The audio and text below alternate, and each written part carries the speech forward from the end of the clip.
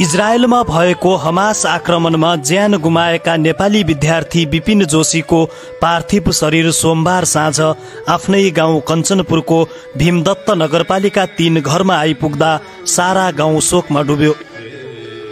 आँगनमा काठको बाकस झर्दा विपिन फर्किए, तर जीवन बिना। त्यो क्षणमा सयौंको भिड एकैसाथ रुन थाल्यो। धनगढी उपमहानगरपालिकाले निशुल्क सञ्चालन गरेको महाप्रस्थान वाहनबाट जब विपिनको पार्थिव शरीर ओर्लियो, हरेक नयन रसाए, हरेक हृदय भारी भयो। 2 वर्ष अघि सुदूरपश्चिम विश्वविद्यालयबाट कृषि विज्ञानमा स्नातक सकेर लर्न एन्ड अर्न कार्यक्रम अन्तर्गत अध्ययनका लागि इजरायल पुगेका विपिन उतै अस्ताए। हमासले आक्रमण गर्दा उनले साहसपूर्वक आतंकवादीहरूले फालेको ग्रेनेड समातेर पुनः उनीहरूमाथि फर्काएका थिए। तर यही वीरताले उनलाई बन्धक बनायो। 10 जना नेपाली विद्यार्थी तत्कालै मारिए र विपिन बन्धक बने। 2 वर्षसम्म विपिन सकुशल फर्किन्छन् भन्ने आशाको झिल्को बाँकी थियो, तर त्यो आशा पनि अन्ततः निराशामा परिणत भयो।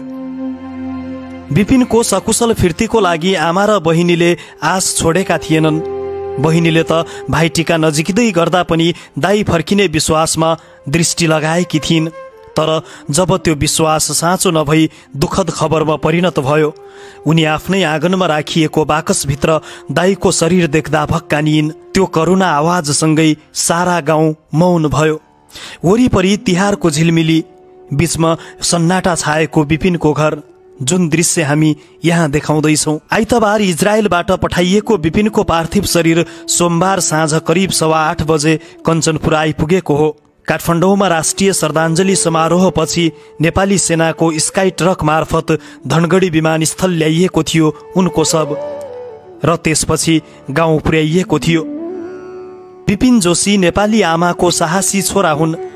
उनी अब हामीमाझ छैनन्, तर उनको नाम, उनको वीरता र उनको आत्मा सदैव नेपाली मनमा जीवित रहनेछ।